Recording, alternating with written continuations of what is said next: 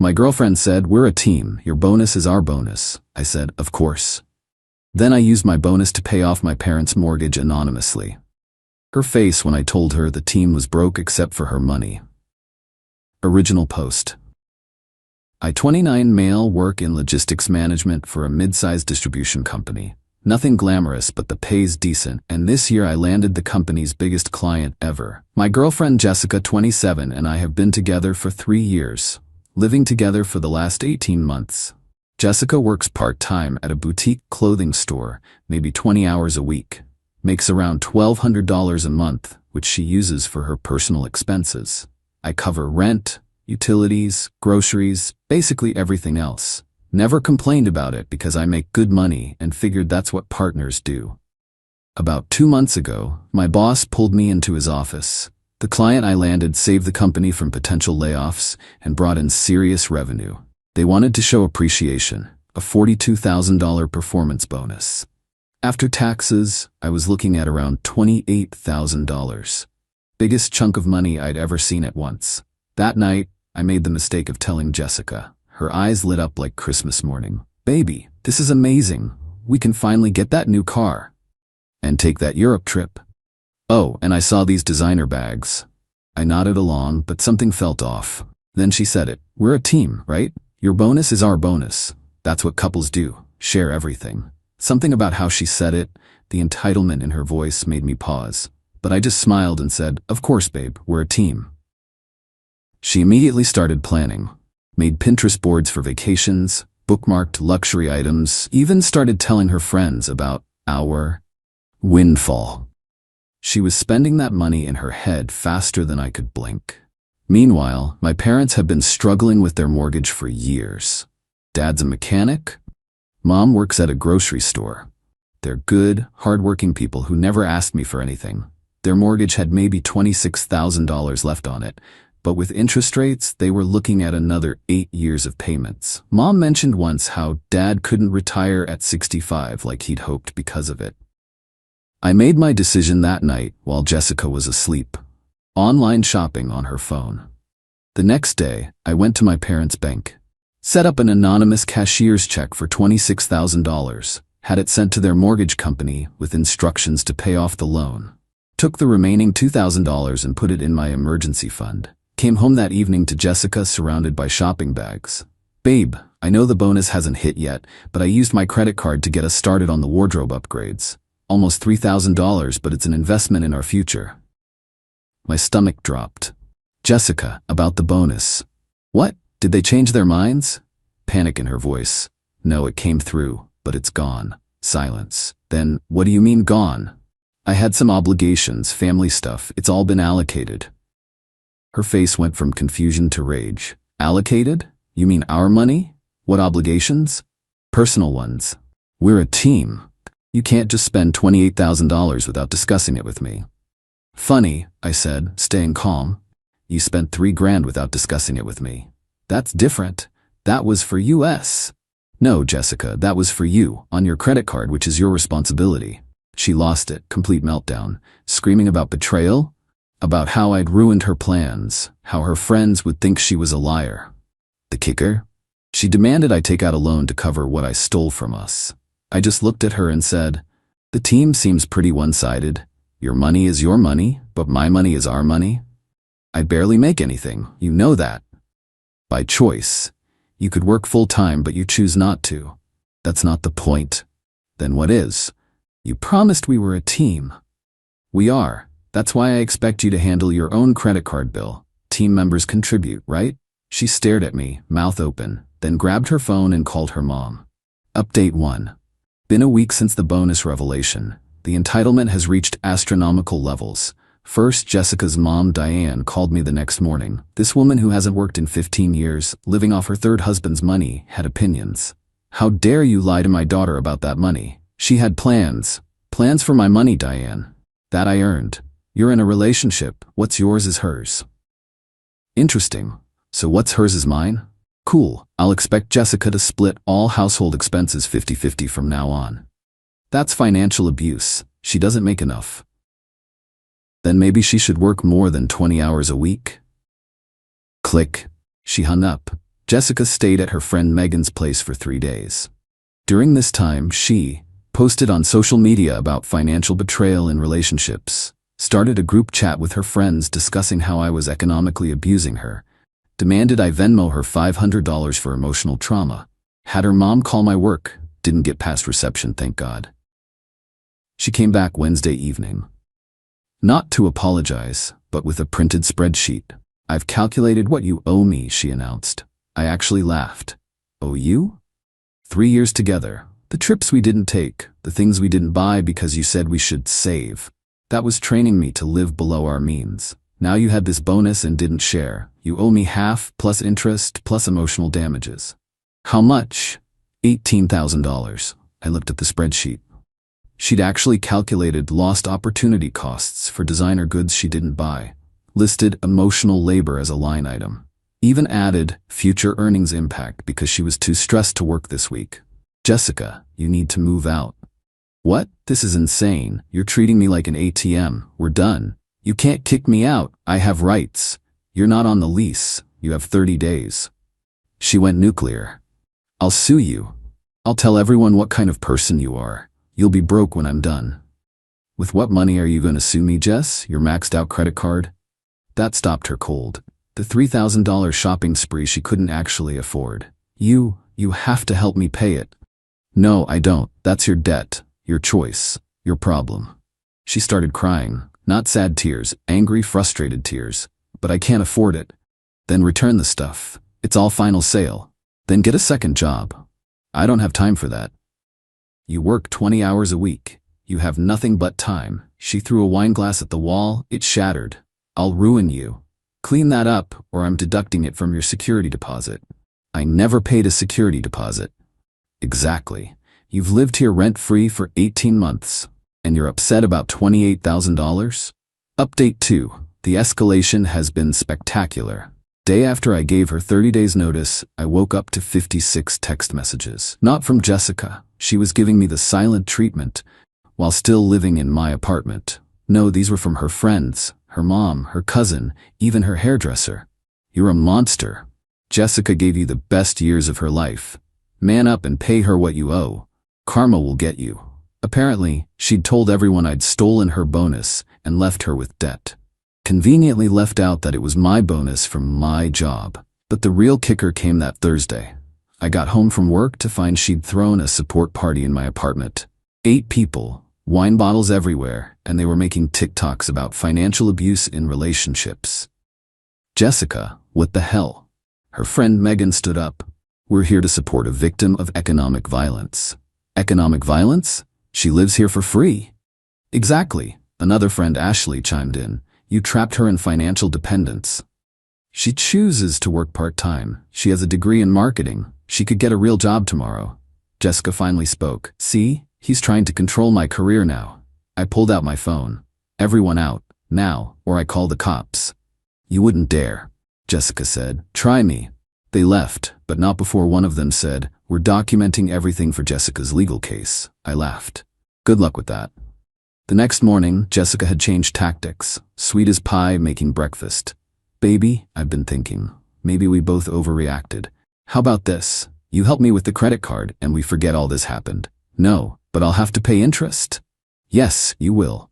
"That's not fair. Those purchases were for our future." "Name one thing in those bags that was for us." Silence. Then, "The lingerie. That you'll take to your next relationship?" "Pass." Her mask slipped. "I know where you put the money." My blood went cold. "What?" "Your mom called you crying happy tears last week. You paid off their mortgage, didn't you?" I said nothing. "I'm going to tell them it was you. Ruin your little anonymous gift. Make them feel guilty for taking money that should have been mine." "You wouldn't." "Try me. Unless you want to reconsider that $18,000. That's when I knew exactly who I was dealing with. Update 3.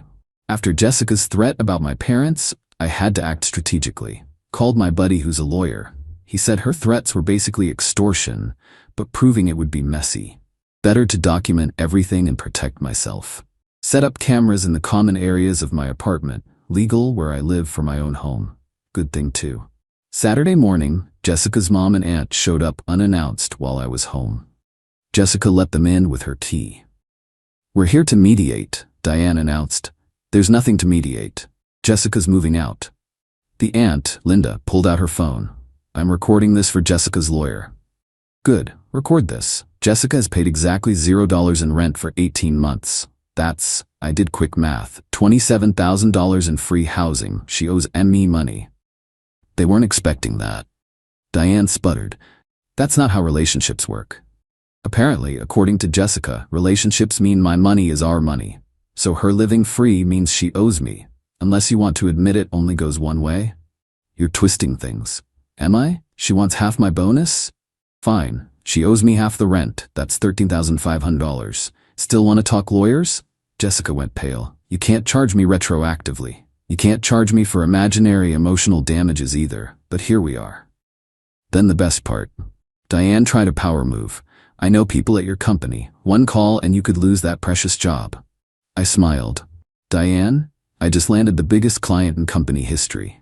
You're a housewife married to a dentist. Who do you think they'll side with? But she actually did it. She called someone. Monday, HR pulled me in.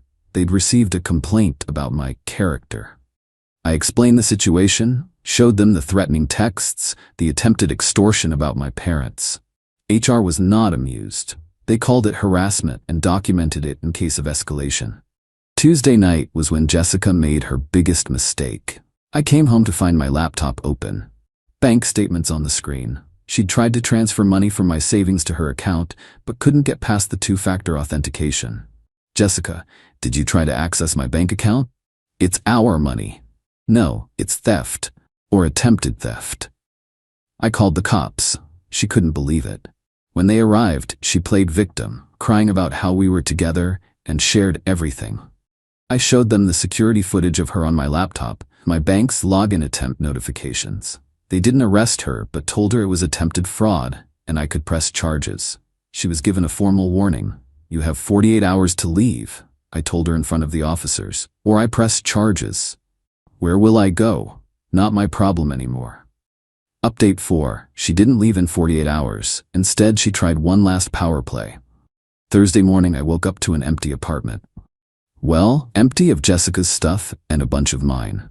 My PS5, my watch, my signed baseball collection, various electronics. She left a note, holding these as collateral until you pay what you owe. I almost laughed. She filmed herself taking them and sent the video to me as proof I'd given them to her. In the video, she's literally saying, I'm taking these until he pays me my fair share. Called the cops again.